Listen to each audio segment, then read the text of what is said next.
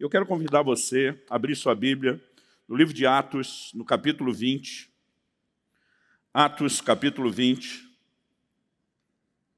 Eu pensei e orei bastante a respeito do que compartilhar com vocês aqui hoje. Eu tentei trocar de lugar. Falei para Deus, se eu voltasse na fase em que eles estão, não na minha, já chegando aos 50, vovô, né? Mas se eu estivesse na fase deles, entendendo hoje o que é importante para a vida, o que eu gostaria de ouvir, quais os estímulos que eu gostaria de receber. Enquanto eu estava fazendo essa avaliação, o Espírito Santo falou comigo, fala do que você recebeu e do que te trouxe até aqui. E eu entendi que eu não precisava nem imaginar, né, alguma outra coisa que eu gostaria. Muitas delas vieram ao longo do tempo, não vieram tão cedo.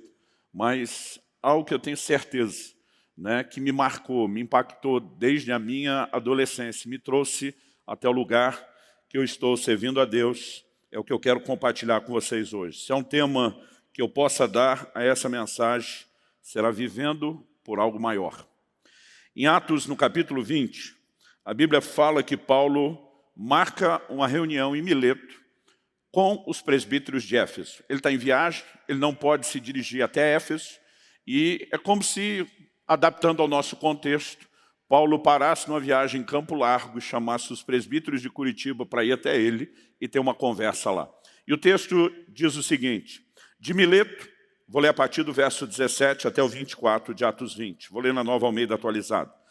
De Mileto, Paulo enviou uma mensagem a Éfeso pedindo aos presbíteros da igreja que se encontrassem com ele. E quando chegaram, Paulo lhes disse, vocês sabem como me conduzi entre vocês em todo o tempo, desde o primeiro dia em que entrei na província da Ásia, servindo o Senhor com toda humildade, com lágrimas e com as provações que me sobrevieram pelas ciladas dos judeus. Vocês sabem que jamais deixei de anunciar o que fosse proveitoso e de ensinar isso a vocês publicamente e também de casa em casa, testemunhando tanto a judeus como a gregos o arrependimento para com Deus e a fé em nosso Senhor Jesus Cristo. E agora, impelido pelo Espírito, vou para Jerusalém, não sabendo o que ali vai me acontecer, exceto que o Espírito Santo, de cidade em cidade, me assegura que prisões e sofrimentos estão à minha espera. Porém, nada considero a vida preciosa para mim mesmo, desde que eu complete a minha carreira e o ministério que recebi do Senhor Jesus para testemunhar o Evangelho da graça de Deus.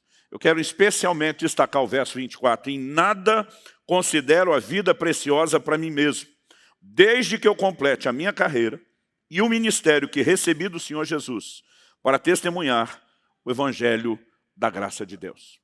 Quando Paulo fala a respeito de não considerar sua própria vida preciosa para si mesmo, em função de um anseio, né, de uma obsessão por completar a carreira, ele está falando que sua vida era norteada por algo muito maior do que mero e simplesmente propósitos egoístas ou naturais e terrenos. Então, quando ele está nessa conversa com os presbíteros da igreja de Éfeso, ele está procurando estimulá-los por meio do seu próprio exemplo. Ele diz, vocês sabem que eu tenho servido o Senhor com toda humildade, com lágrimas, né, diante das provações, das ciladas que os judeus colocaram diante de mim. Em outras palavras, ele está dizendo, vocês sabem o preço que eu tenho pagado até aqui, mas nunca deixei de anunciar a vocês o que fosse proveitoso, nunca deixei de ensinar isso publicamente e também de casa em casa, nunca deixei de testemunhar tanto a judeus como a gregos o arrependimento para com Deus e a fé em nosso Senhor Jesus. E ele diz agora, indo para Jerusalém, a única garantia que eu tenho é que o Espírito Santo me assegura que o que me aguarda de cidade em cidades são cadeias, são, né, perseguições, prisões, sofrimentos estão à minha espera. Muitas vezes nós ficamos tentando estimular as pessoas a viver o Evangelho de forma mais intensa, né? Pregá-lo é um desafio ainda maior. E muitas vezes com todo estímulo e encorajamento é difícil fazer alguém romper a inércia e se mexer. Mas Paulo está dizendo, eu sei que o que me aguarda são sofrimentos, são prisões, e mesmo assim ninguém me segura. Mesmo assim ninguém me para. Mesmo assim eu estou de cabeça erguida, seguindo sempre adiante. Por quê? Ele diz, porque eu não considero minha vida preciosa para mim mesmo. Em outras palavras, ele está dizendo, e ele afirma isso em outra conversa no livro de Atos, eu estou disposto não apenas a ser preso, eu estou disposto a morrer pelo evangelho de nosso Senhor Jesus. E aqui nós vemos alguém que, obviamente, está comunicando algo que é fora do padrão. Ele está dizendo, eu não vivo por aquilo que normalmente guia e dirige a vida de vocês. Preocupações apenas com aquilo que é natural e terreno. Ele está dizendo, eu vivo por algo maior. E essa ideia de viver por algo maior não apenas concede nobreza aos objetivos, aos alvos, aos propósitos, mas eu acredito que a ideia de viver por algo maior envolve necessariamente, inevitavelmente, a ideia de sacrificar algo menor. Porque para que você consiga viver por aquilo que é maior, você provavelmente vai ter que sacrificar algumas coisas menores. Ele está dizendo, eu estou disposto a sacrificar o meu conforto, eu estou disposto a sacrificar aquilo que me agrada, eu estou disposto a sacrificar minha própria vida. E o que leva alguém, não apenas um gigante do Novo Testamento, da fé e da história da igreja como Paulo, mas o que leva alguém a absorver esses valores e conseguir entrar nesse lugar de convicção e nortear a sua vida de uma forma inabalável por esses princípios. Acredito que isso é a soma do entendimento de muitos princípios e valores da palavra de Deus, sem contar que a gente pode destacar a própria experiência de Paulo, que o leva a um entendimento mais profundo dessas verdades espirituais. Mas, embora ao longo do caminho haja inúmeras experiências, né? E as experiências são importantes, são marcantes, elas despertam a nossa vida. Acredito que em outros momentos o que eu e você precisamos para permanecer firme no mesmo trilho, decididos a viver por algo maior, é a consciência de verdades e princípios que devem nortear a nossa vida. Eu gostaria de conversar com vocês sobre a importância de viver por algo maior, construindo isso em cima de 3 alicerces. No primeiro, eu quero falar da importância da gente definir o que é mais importante. Quando falamos em termos de vida, e não apenas vida terrena, mas vida eterna. Em segundo lugar, a gente precisa entender que, depois de compreender o que é mais importante, nós vamos ter que batalhar com o que eu vou classificar aqui de distrações da vida terrena. Qualquer pessoa que entende a importância de ser norteado por aquilo que é eterno, precisa estar consciente de que ele vai travar uma batalha com distrações da vida terrena. E em terceiro e último lugar, eu queria destacar aquilo que para mim, eu particularmente acredito que é uma das formas de nós nos mantermos firmes na perseguição do alvo. É aonde ajustamos o nosso foco, a importância de estar mirando, né, visando a recompensa eterna que Deus tem para nós. Essas verdades são parte do balanço que eu tenho feito, né, daquilo que tem guiado a minha vida. São mais de 30 anos de ministério. Deles, né, praticamente aí 28 anos e meio só no exercício do ministério pastoral. E durante esse tempo e essa caminhada, eu consigo olhar para trás e perceber que desde a adolescência eu precisei parar, pensar, e lógico que a gente não descobre essas coisas sozinho. Eu dei ouvidos ao que Deus diz, ao que homens e mulheres de Deus que viviam de uma forma diferenciada diziam, mas foi parar para avaliar no que consiste a vida. E eu queria que você fosse rapidinho comigo, lá para o Evangelho de Lucas, no capítulo 12. Evangelho de Lucas, capítulo 12. Eu queria que a gente lesse a partir do versículo 13. Jesus está ensinando publicamente, e no momento da sua mensagem, do seu ensino, ele é interrompido por uma pessoa que se dirige a Jesus fazendo um pedido. Eu não sei se você tivesse tido a oportunidade, né, de estar presente nos dias do ministério de Jesus e pudesse de alguma forma abordá-lo e pudesse fazer algum tipo de pergunta ou pedido a ele, se você já imaginou o que é que você escolheria, como você gastaria o crédito da pergunta. Eu já pensei nisso muitas vezes. E já briguei comigo muitas vezes, mudando de ideia, né, repensando, analisando.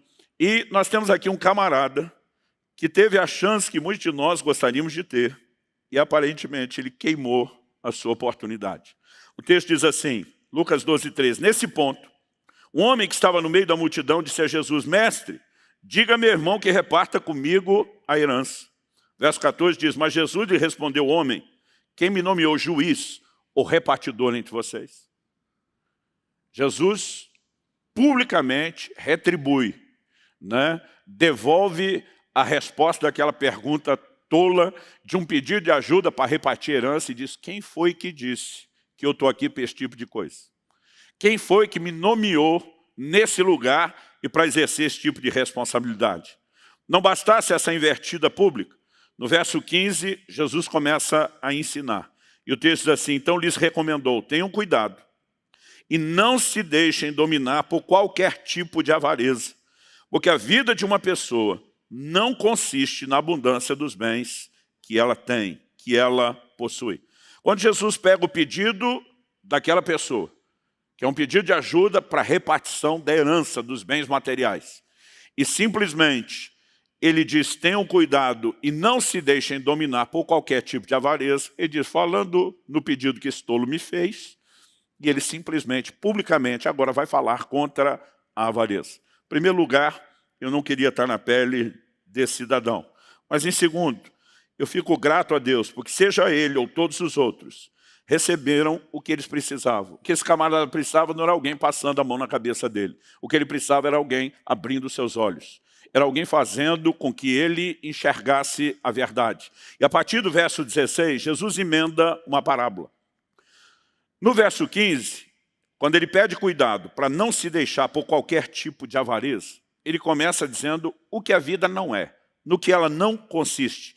Ele diz: a vida de uma pessoa não consiste na abundância dos bens que ela tem. Jesus tinha uma didática incrível. Muitas vezes, antes de dizer no que algo consistia, ele começa dizendo no que não consiste.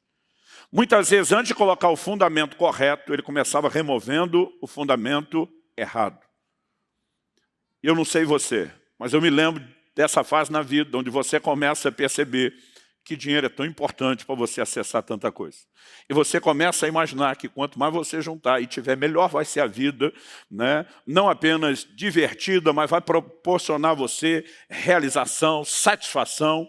E o Senhor Jesus está dizendo, a vida de uma pessoa, isso é a ótica divina, obviamente, não consiste na abundância dos bens que ela possui.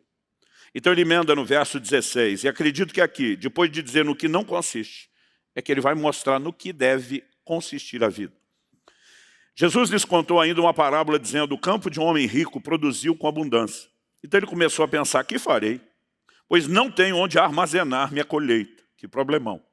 Até que disse: já sei, destruirei os meus celeiros, construirei outros maiores, e aí armazenarei todo o meu produto e todos os meus bens. Então direi à minha alma: você tem em depósito muitos bens para muitos anos. Descanse, coma, beba e aproveite a vida. Mas Deus lhe disse: louco, essa noite lhe pedirão a sua alma, e o que você tem preparado, para quem será? E aí Jesus emenda e finaliza: assim é o que ajunta tesouros para si mesmo, mas não é rico para com Deus.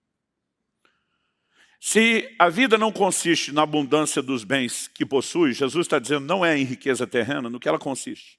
A conclusão que o leva a chamar esse homem de louco, de insensato, de botar a classificação de estúpido nele, é quando Jesus diz: assim é todo aquele que junta tesouros para si. Ele quer se enriquecer, mas não é rico para com Deus. Diante disso, a resposta de no que consiste a vida nos remete a uma única conclusão. A vida não consiste na abundância de bens que o homem possui, mas sim em ser rico para com Deus. E quando eu e você começamos a pensar por essa perspectiva, as coisas precisam mudar de figura. Me lembro de um dia onde uma pessoa da igreja mesmo falou: pastor, eu te admiro. O senhor é um homem tão sem ambição. Eu estou dedicando minha vida aqui a enriquecer e o senhor a pregar o evangelho. Eu falei: querido, que você tem suas ambições monetárias, isso já é bem visível para todos nós. Mas, por favor, não diga que eu não tenho ambição. A minha ambição é outra. Você decidiu ser rico só nesse pequeno estágio de vida terrena. Eu decidi ser muito rico por toda a eternidade. A sua ambição te faz se dedicar aqui. A minha ambição está me fazendo construir para a eternidade. Só não diga que eu não sou ambicioso. nossas ambições são diferentes.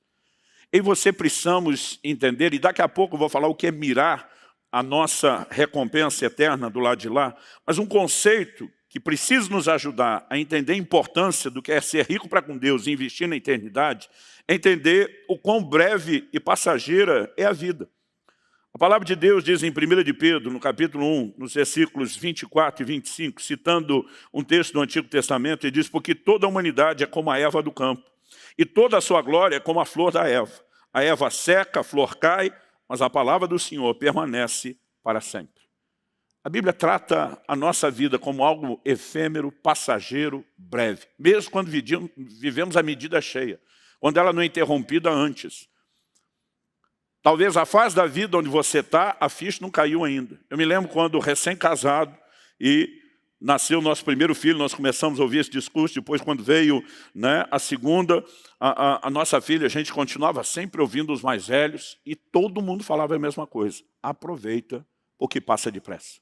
Eu ficava bravo, incomodado, dizia para minha mulher: esses pais recalcados que não aproveitaram e não curtiram os filhos, acham que nós vamos cometer a mesma bobagem, fica falando. Meu amigo, deixa eu dizer para você, eu curti cada momento da vida deles. Mas sabe o que eu falo para todos os pais novos hoje? Aproveita, porque passa depressa.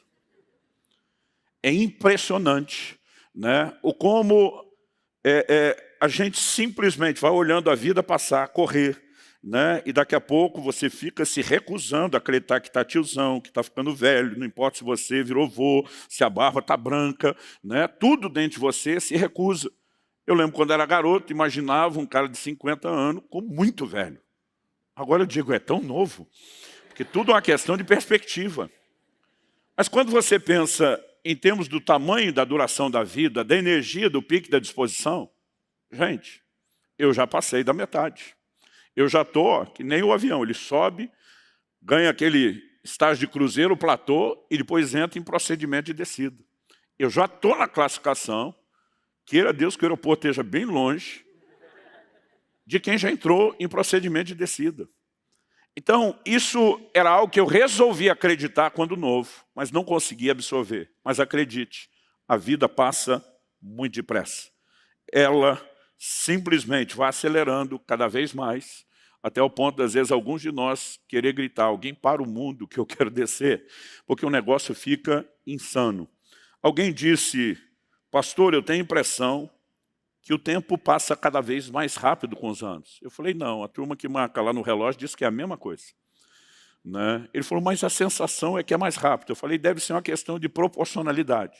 Quando você tinha 5 anos de idade, um ano era 1/5 da sua vida. Quando você tem 50 anos, um ano é 1/50 da sua vida. Significa que proporcionalmente aquilo significa cada vez menos diante do que você tem. Mas a verdade é que nós vamos assumindo compromissos e eles só aumentam. Né? Eu lembro quando era solteiro, era um nível de preocupação. Quando você casa, constitui família, é outro. Quando os filhos nascem, é outro. À medida que nascem mais filhos, são outros ainda, que eles crescem. Né? E simplesmente a vida ela passa muito depressa. Agora, além de reconhecer o que a Bíblia ensina, que a vida é breve, nós também precisamos reconhecer uma outra verdade e declaração importante quando a gente quer ser seletivo no que vai investir. Eclesiastes, no capítulo 5, no versículo 15, a Bíblia diz: como saiu do ventre da sua mãe, a saber, nu, assim voltará, indo-se como veio, e do seu trabalho nada poderá levar consigo. Essa afirmação bíblica ela é repetida no Novo Testamento. Na primeira carta de Paulo a Timóteo, nós vemos exatamente a mesma declaração sendo feita. Né? Quando eu olho para essa afirmação da Escritura, da Palavra de Deus, em 1 Timóteo, no capítulo 6, no versículo 7, a Bíblia simplesmente diz: porque nada trouxemos para o mundo, nem coisa alguma podemos levar dele. Né? O livro de Eclesiastes diz que você nem com roupa entrou, e você sem roupa sai.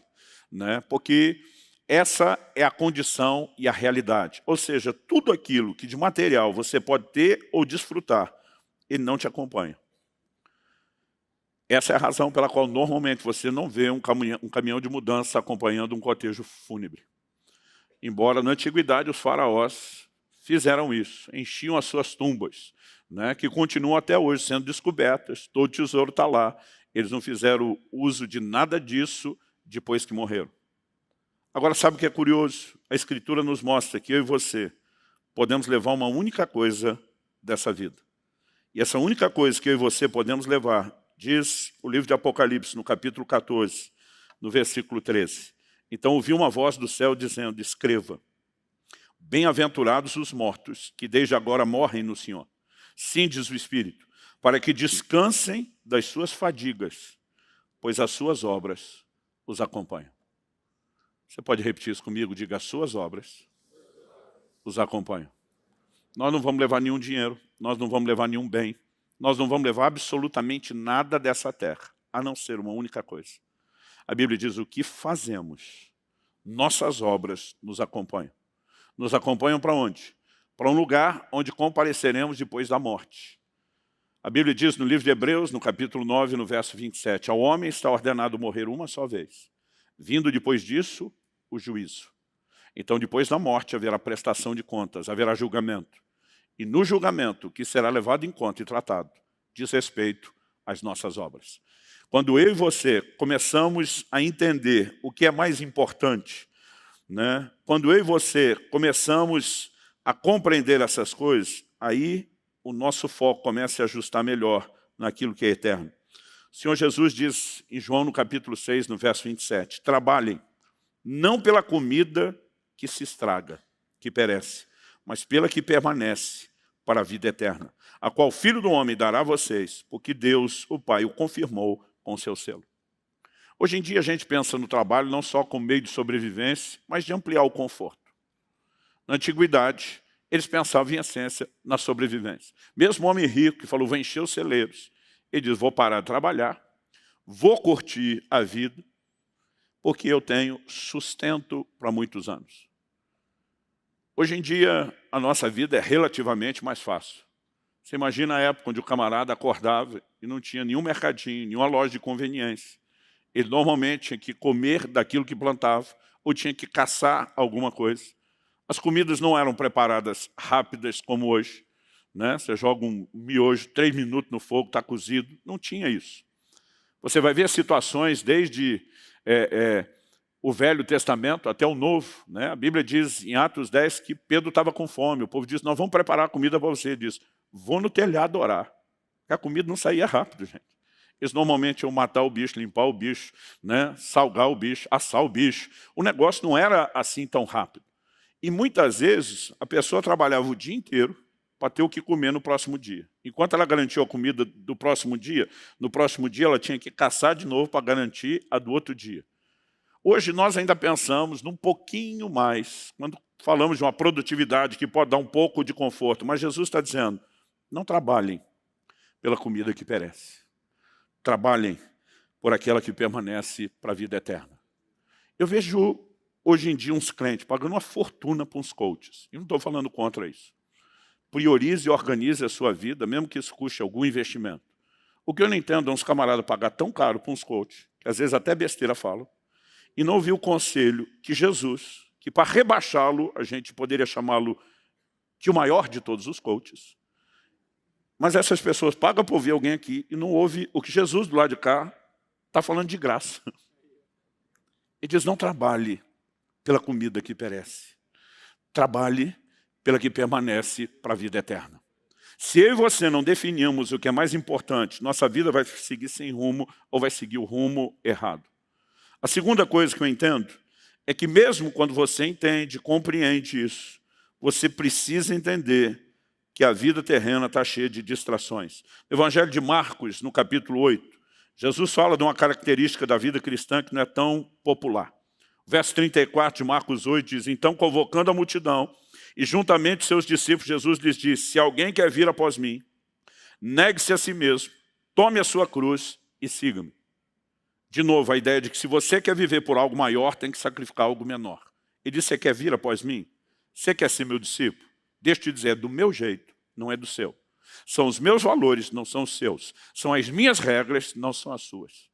Depois de dizer isso, nosso Senhor continua e diz, dito isso, pois quem quiser salvar a sua vida, a perderá. E quem perder a vida por minha causa e por causa do Evangelho, esse a salvará. De que adianta uma pessoa ganhar o mundo inteiro e perder a alma? O que daria uma pessoa em troca da sua alma? Jesus, obviamente, aqui está destacando valores. E disse: você quer ser meu discípulo? Deixa eu dizer o preço, tem que tomar a cruz. O que é tomar a cruz? As pessoas confundem isso. Um dia um rapaz me apresentou a sogra, falou: pastor, deixa eu te apresentar a minha cruz. Eu fiquei sem entender, eu falei: como é que é? Ele falou: minha sogra. Eu olhei e falei: é uma santa mulher de Deus. Ouvi esse desaforo e não retribuí.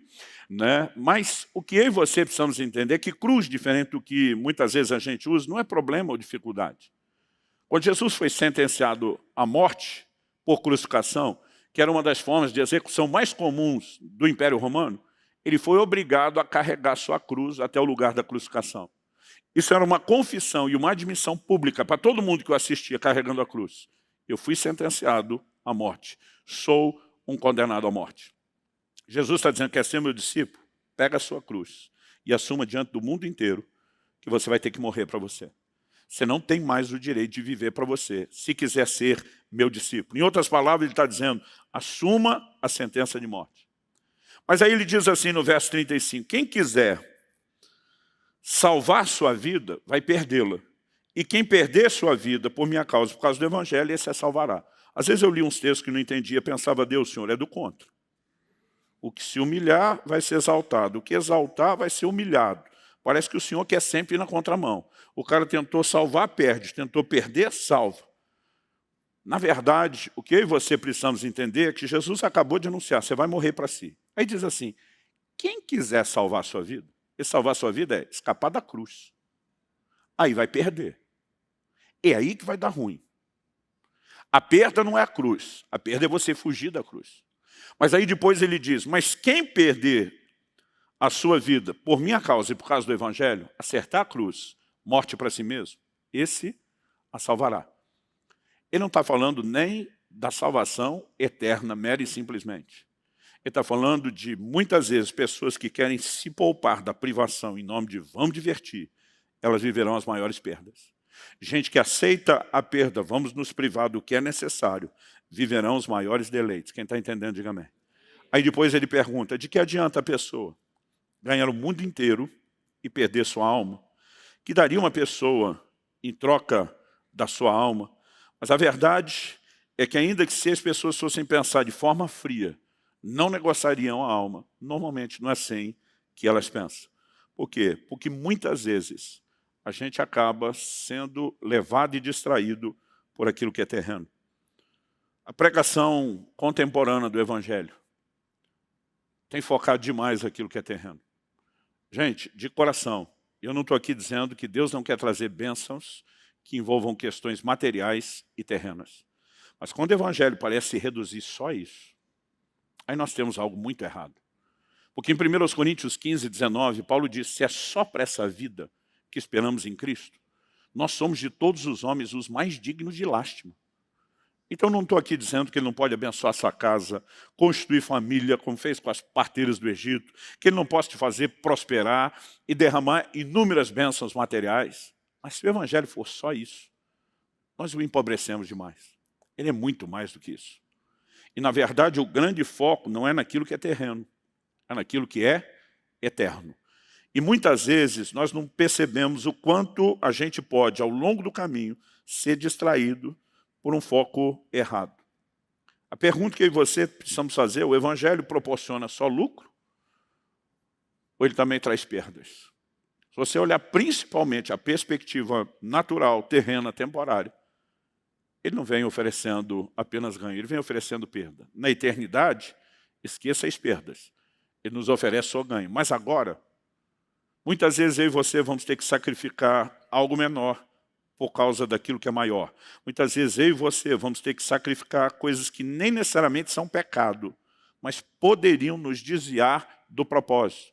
Então, quando Paulo diz em Filipenses 3, versículos 7 e 8, que ele considerava como perda todas as coisas por causa de Cristo, ele mostra que nesse relacionamento, quando Cristo se torna o objeto maior da minha e da sua obsessão, da minha e da sua fascinação, aquele grande alvo, aquele grande propósito a ser perseguido, Em algum momento nós vamos ter que escolher para algumas coisas e dizer, prefiro te perder do que perder ele.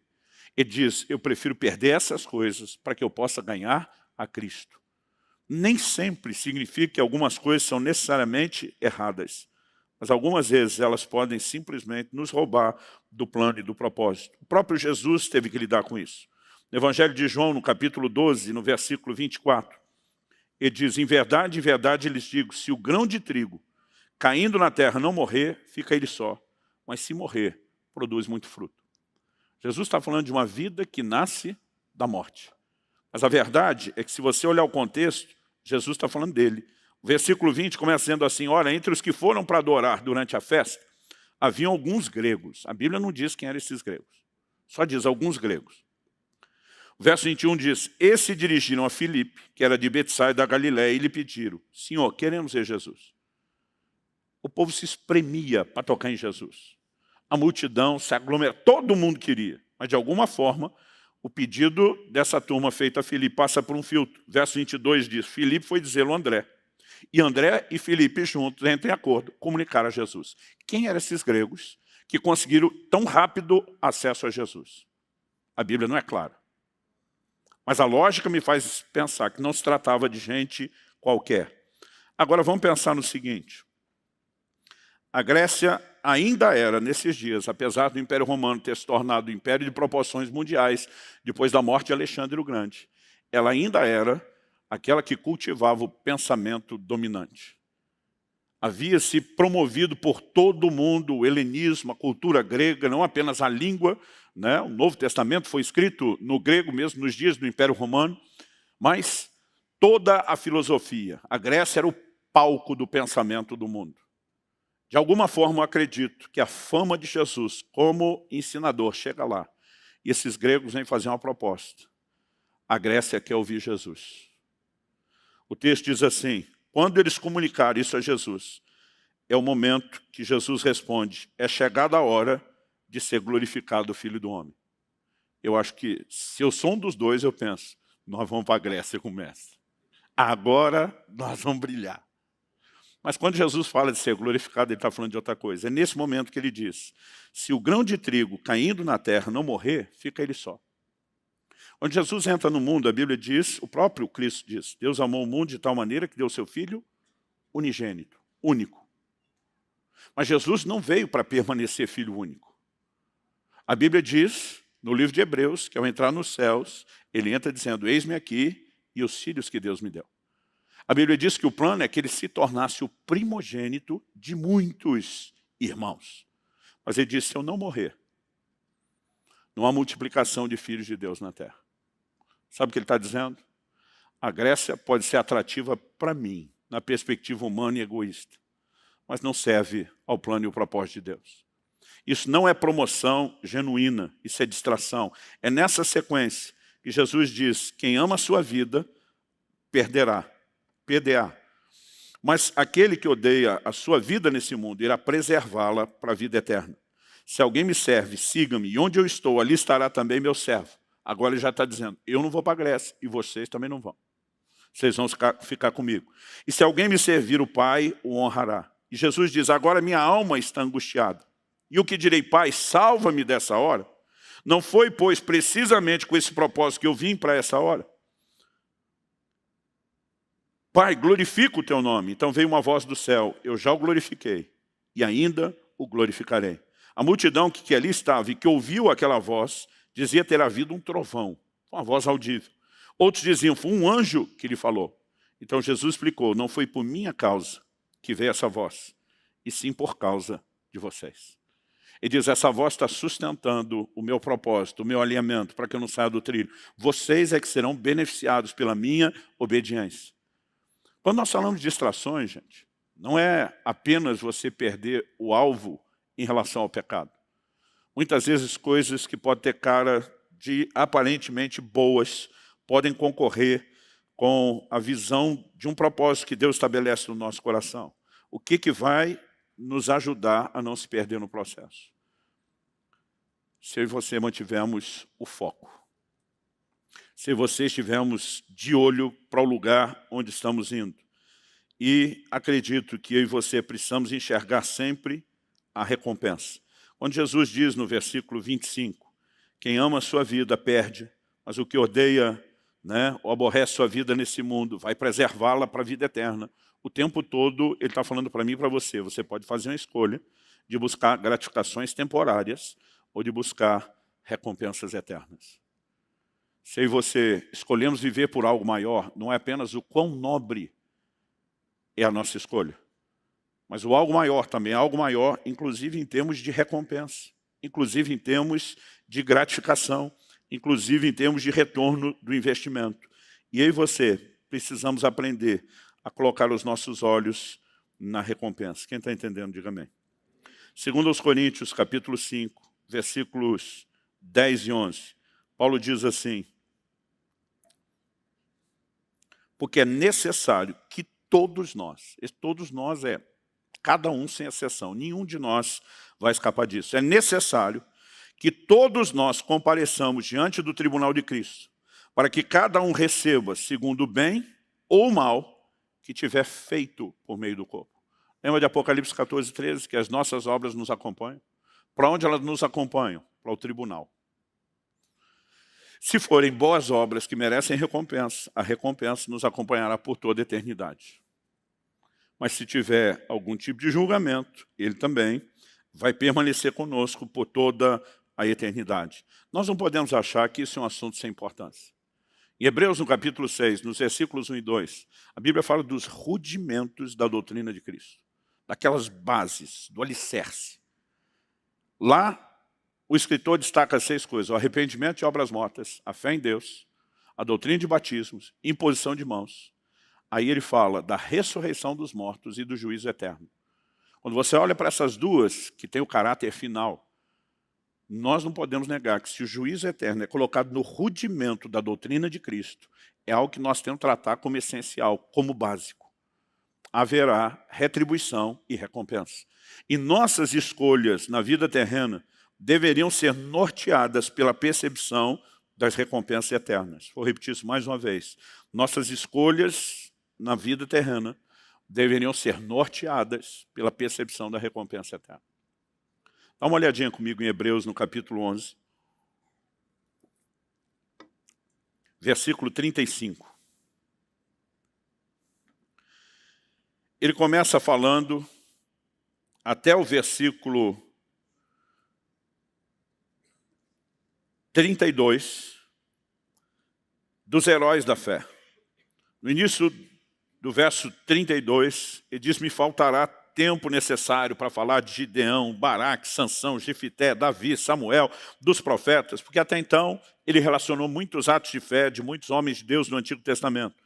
No 33 ele diz, os quais por meio da fé conquistaram reinos, praticaram a justiça, obtiveram promessas, fecharam a boca de leões, aqui entende-se que está falando de Daniel, extinguiram a violência do fogo, seus amigos, escaparam de ser mortos à espada, da fraqueza tiraram força, fizeram-se poderosos na guerra, puseram em fuga exércitos estrangeiros. No 35 ele diz, mulheres receberam pela ressurreição os seus mortos.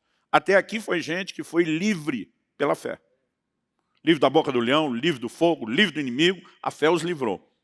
Mas agora ele muda o tom e diz, alguns foram torturados. Não porque a fé não funcionaria para livrá-los.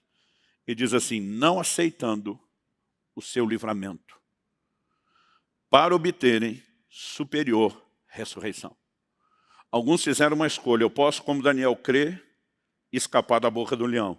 Eu posso, como os amigos de Daniel, crer e apagar a força do fogo. Eu posso, como outros, crer e ter o livramento do inimigo. Mas e se eu quiser não usar a fé para livramento? E se eu preferir sofrer? Pastor, por que alguém faria essa escolha estúpida? Estúpida se você pensar só no momento. A Bíblia diz que eles estavam de olho numa superior ressurreição. Então, nos rudimentos da doutrina de Cristo, a Bíblia fala da ressurreição dos mortos, depois do juízo eterno. O que se segue à morte, no tempo do fim, será a ressurreição. O que se segue aos dois é a recompensa e o juízo. Quando eu e você começamos a entender o que a Bíblia ensina sobre isso, em 1 Coríntios, no capítulo 15, por exemplo, o apóstolo Paulo, ele fala que há uma distinção, quando ele está falando do corpo ressuscitado, ele diz no verso 40, Também há corpos celestiais e corpos terrestres. E sem dúvida, uma é a glória dos celestiais, outra dos terrestres. Uma é a glória do sol, outra a glória da lua, outra das estrelas. E diz até entre estrela e estrela, a diferença de glória. E diz no mesmo padrão de corpo, vai ter diferença de glória. Quando chegar a ressurreição, nem todos ressuscitam com o mesmo nível de glória. Entenda, absorva e assimile essa verdade. O céu não tem regime socialista.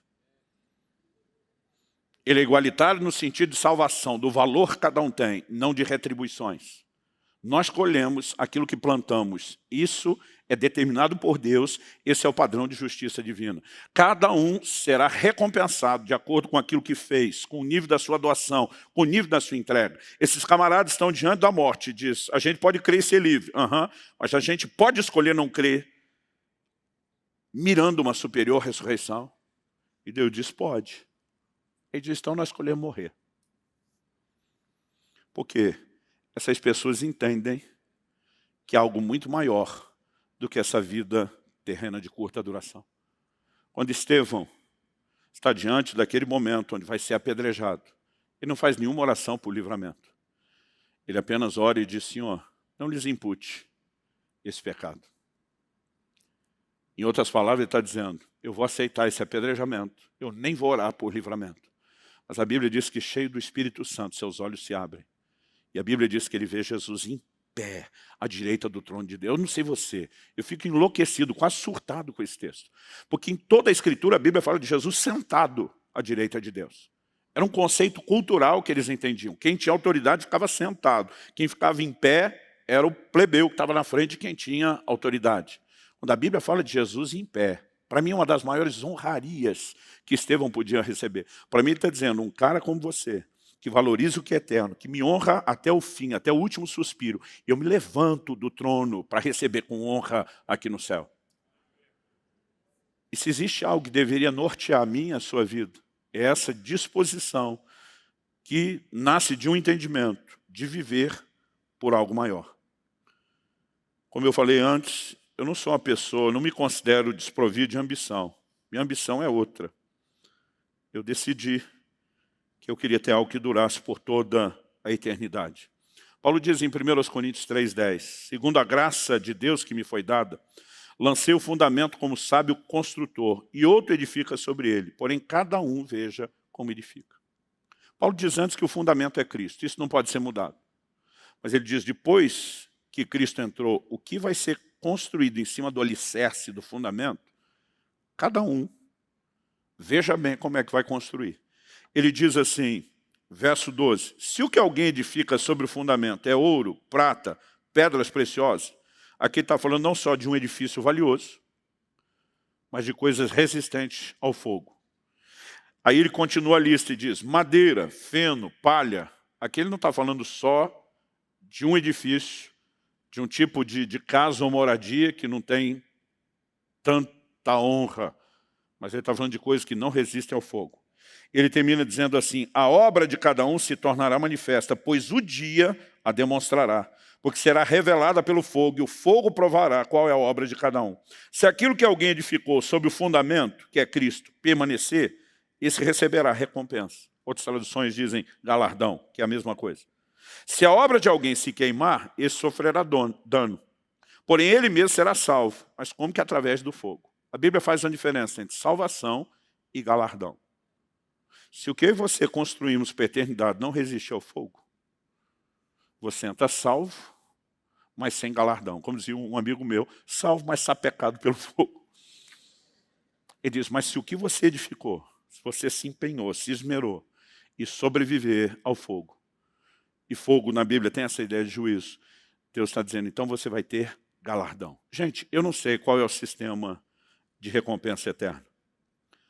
Mas algumas coisas me deixam muito, mas muito seguros. Em primeiro lugar, Deus é justo e qualquer que seja o seu sistema de recompensas, não será jamais injusto. Hebreus capítulo 6, versículo 10 diz, porque Deus não é injusto para se esquecer das vossas obras. Então isso é uma garantia. Segundo, ele além de justo, é generoso e criativo. Eu fico imaginando se ele caprichou tanto nesse mundo, onde a gente gastaria tão pouco tempo, o que é que não nos aguarda, onde eu e você vamos passar a eternidade. Mas algumas escolhas têm que ser feitas, e elas derivam de um entendimento correto no que é que eu e você vamos investir. Eu muitas vezes dizia, desde garoto, que eu descobri que algumas coisas, elas não são experimentadas por qualquer um, ou são desfrutadas por milionários ou por missionários. Quando eu descobri que essa outra categoria também conseguia, ao longo do caminho, não juntar nada para si, mas muitas vezes desfrutar de coisas especiais, falei para Deus, estou no time de cá. Mas um dia ele falou para mim, e se você não tivesse essas coisas? Eu falei, no início eu não entrava. Agora que eu entendi a alegria que elas proporcionam, né? O investimento eterno que isso é. Falei, eu também fico do lado de cá. E depois de mais de 30 anos de ministério, onde durante boa parte do tempo eu vi muita gente me chamar de tolo. Dizer, você não está pensando em você não está pensando na sua família, você não está pensando no seu futuro. Eu só dizia, anote uma coisa, que daqui a uns anos a gente conversa. Deus não é injusto. E se o dia que eu terminar minha vida não tiver um centavo no bolso, não tiver onde nem cair morto, falei, o problema também não é meu, é de vocês que vão ter que me enterrar. Eu falei, o que importa é aquilo que nós vamos desfrutar por toda uma eternidade. Hoje, se eu olho para trás, percebo algumas das boas escolhas que eu fiz, orientado por gente que conhecia o Senhor e a palavra, e obviamente isso foi se consolidando ao longo do tempo, né? À medida que eu mesmo consegui enxergar e entender essas verdades nas Escrituras, eu acredito que isso se deriva de um entendimento que me levou a uma decisão. Eu quero viver por algo maior. Agora, os grandes heróis de Deus não são encontrados só nas páginas da Bíblia, em épocas milenares, muito longe e distante dos nossos dias. O avivamento morável, poucos séculos atrás, nos mostrou que é possível um grupo de pessoas se voltar para Deus de uma forma única e singular. Eles tiveram uma reunião de oração que durou mais de 100 anos, ininterruptamente funcionando. Desse despertamento, pela presença, paixão por Deus e pelos seus valores, um dos maiores movimentos missionários da era moderna da igreja se despertaram. Esses camaradas saíram levando o evangelho por todo o mundo.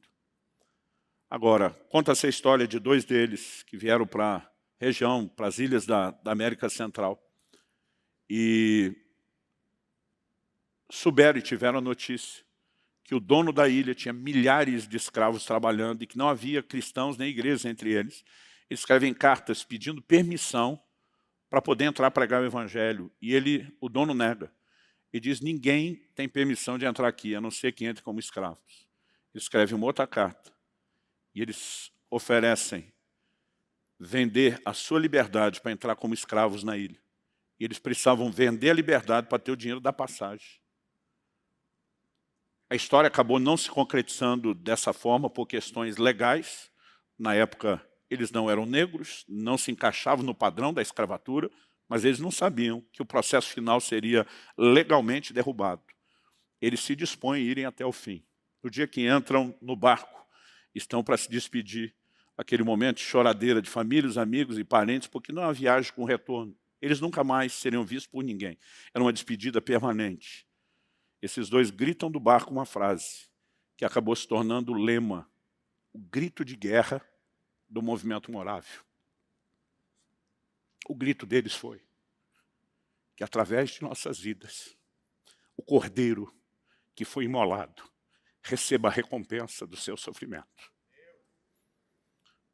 Isaías 53 fala sobre Jesus e diz, ele verá o fruto do penoso trabalho da sua alma e ficará satisfeito. Todo investimento, toda abnegação, todo o sofrimento dele por mim e por você é recompensado quando eu e você decidimos servi-lo, mas também é recompensado quando eu e você entendemos o que Paulo diz em 2 Coríntios 5,14, que o amor de Cristo nos constrange. Ele diz, julgando nós isso, se um morreu por todos, logo todos morreram. Ele diz, e os que agora vivem, não devem mais viver para si, mas para aquele que por eles morreu e ressuscitou. Agora tente imaginar hoje, Se 50 milhões de evangélicos no Brasil, que é a estimativa mínima do que se acredita que somos, resolvesse viver o evangelho nesse nível de doação, um exército de pelo menos 1/4 da nação, comprometido com Cristo até o tutano, dizendo, nós vamos viver em função de algo maior, a igreja não estaria caminhando de forma tão lenta. Mas eu acredito que isso não é um sonho distante, não é utopia, nem algo impossível. Eu acredito que um sopro de avivamento ainda vai varrer a nação brasileira e que nós poderemos corresponder com Deus de uma forma diferente. Mas sabe, não se trata de mero e simplesmente você ser egoísta. Então deixa eu escolher o que no final é melhor para mim. Na verdade, a disposição de Deus recompensá-lo é porque você aceitou o que é melhor para ele, o que será melhor para muitas outras pessoas. E ele diz, para não ser injusto, eu deixo isso bom para você também. Mas se você entendemos o nível de doação de Cristo, mesmo se ele falasse, estou recrutando voluntários, sem nenhuma recompensa, só em nome do que eu já fiz por você, eu acho que isso já deveria ser suficiente para você dizer, conta comigo, eu quero te levar a sério. Sabe, eu acredito que o crente que sai, vira as costas para os prazeres do mundo, mas não entra para mergulhar em Deus de verdade, ele acaba ficando num lugar muito sem graça. Está certo que deixou as coisas que custarão a morte eterna, mas ainda que naturais, tinha algum tipo de gratificação e diversão. Mas quando eu e você vivemos uma vidinha religiosa, sem vergonha, eu não acredito que isso seja o grande motivo da troca. Precisa haver algo que norteie a minha e a sua vida para mergulhar nesse negócio de cabeça. Para dizer, eu vou entrar com tudo, eu vou sem reserva, eu vou dar tudo de mim. Outro dia alguém falou, pastor, parece que o que vocês incitam é um certo fanatismo. Não, fanatismo é pouco porque a gente quer. Fanatismo as pessoas fazem sem ter Cristo. O nosso é um outro nível de loucura. Tem que ser mais do que isso. Porque, nas palavras do próprio Jesus, essa é a natureza do Evangelho. Eu e você fomos chamados para viver por algo maior. E para isso nós vamos ter que escolher morrer para algumas coisas menores. Você recebe essa palavra hoje? Feche seus olhos, onde você está, sentado mesmo.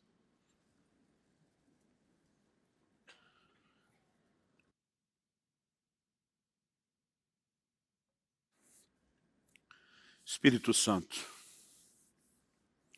nós precisamos da sua ajuda. Eu tentei da melhor forma possível, debaixo da tua liderança e direção, compartilhar aquilo que tem norteado a minha vida por tantas décadas. Mas se o Senhor não vivificar essa palavra, terá sido só um discurso, e um discurso que sequer será útil. Mas eu oro por cada um dos meus irmãos e irmãs. Eu sei que nesse grupo existem tantos deles que têm recebido do Senhor alguns chamados específicos. Outros que ainda compreenderão isso ao longo da jornada e do caminho. Eu suplico em nome de Jesus. Não nos deixe distrair ao longo do caminho. Não nos permita perder a percepção da eternidade. Não nos permita, ó Deus, ser enganados a ponto de buscar gratificação apenas naquilo que é terreno, passageiro e momentâneo. Nós queremos viver por algo maior. E nessa escolha estar disposto a sacrificar aquilo que é menor. Nós queremos ajustar o foco na recompensa. Que antes de qualquer outro tipo de entendimento que possamos ter desse galardão, começa com o teu sorriso naquela porta de entrada. Dizendo, servo bom e fiel, entra no gozo do teu Senhor. Ilumina os olhos do nosso entendimento, Senhor. Não há forma dessas verdades entrarem em nós, a não ser por revelação. Que o pensamento dominante desse mundo que é tão egoísta, Senhor, não nos domine. Mas que o Espírito de Cristo nos influencie. Como está escrito, que age em vocês o mesmo sentimento que houve também em Cristo Jesus. Que subsistindo em forma de Deus, não teve o ser igual a Deus como algo ao qual deveria se prender, mas esvaziou-se de si mesmo. Assumiu a forma humana e como homem foi obediente, obediente até a morte e morte de cruz. Nós clamamos por esse sentimento que nos leva à mesma disposição de escolhas, de esvaziamento, mas que também um dia determina um outro nível de recompensa. E é por isso que a tua palavra diz, pelo que também Deus o exaltou soberanamente, e lhe deu um nome que está acima de todo nome, para que ao seu nome se dobre todo o joelho de toda a criatura nos céus, na terra, debaixo da terra. Queremos viver tanto o sentimento de Cristo, que nos leva à disposição de entrega, como também as recompensas eternas. Essa vida é tão curta, Senhor, mas é a oportunidade que temos de entesourar para a vida eterna, porque a vida do homem não consiste na abundância de bens que ele possui, mas sim ser rico para com Deus. E a riqueza para com Deus não é apenas a escolha de rendição. Ela começa com isso, mas envolve entesourar para a vida eterna. Nós queremos ser úteis ao Senhor. Queremos fazer diferença na nossa geração. Queremos viver o Evangelho de verdade, de forma completa e intensa. E nessa noite, Senhor, queremos, por um lado, nos arrepender de muitas vezes ter um foco tão egoísta, buscando um tipo de recompensa, de prazer e de deleite que nem se compara com aquele que o Senhor propôs. Abre os nossos olhos. Só o Senhor pode nos levar a esse lugar de entendimento e compreensão. Isso sim norteará nossas escolhas. Queremos escolher com sabedoria e semear para a eternidade, investir para a eternidade. Se ao longo do caminho o Senhor nos permitir de alguma forma desfrutar ao longo dessas escolhas de recompensas terrenas, que elas venham, mas não dependemos delas, Senhor.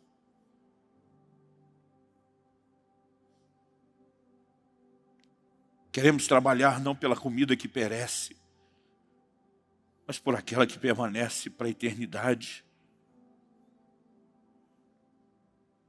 Sopra sobre nós. Não apenas aqui e agora, mas a partir de agora. Que venham dias de despertamento. Que venham dias de uma ação poderosa do Teu Espírito Santo no nosso íntimo, nos fazendo repensar o curso da nossa vida.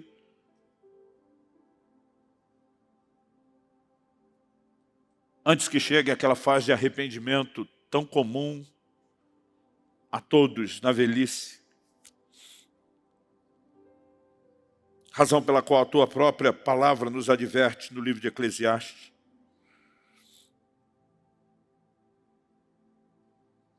Lembre do seu Criador nos dias da sua mocidade, antes que venham os dias maus e cheguem os anos em que você dirá, não tenho neles prazer. O Senhor tem nos dado uma oportunidade que muitos não tiveram de começar cedo, de planejar a devoção de uma vida inteira ao Senhor.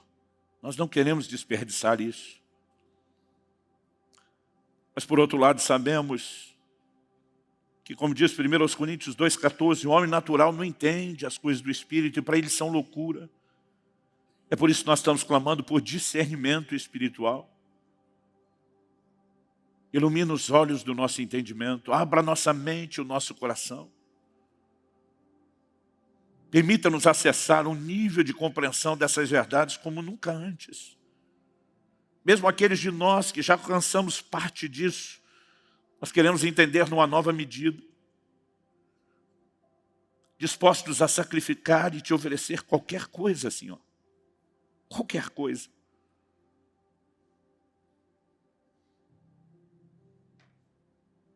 Nós oramos em nome de Jesus. E quando chegar os dias da nossa velhice, ou mesmo depois da nossa partida, e aqueles que se lembram de nós, forem se referir a nós, Senhor, que possam dizer, viveram por algo maior. Escolheram ser tão nobres, que entraram na classificação de Hebreus 11, homens dos quais esse mundo não era digno.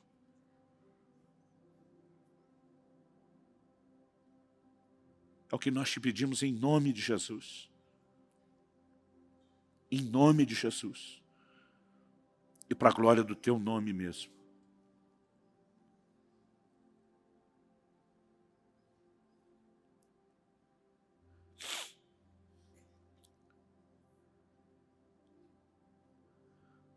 Fale com Deus um instante. Talvez seja uma boa hora de pensar e repensar o curso da sua vida. Suas decisões, suas metas.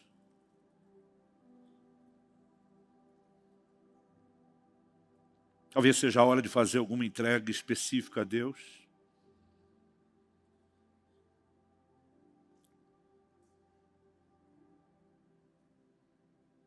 Ou mesmo de clamar para que Ele traga a direção daquilo que Ele tem para a sua própria vida. De modo que você possa se ajustar e se alinhar. Mas acredito que mesmo antes de saber o caminho que nós vamos trilhar, nós podemos dizer como Lutero, grande reformador, posso não conhecer os caminhos pelo qual Ele me conduz, mas conheço bem o meu guia. Ele é digno de confiança,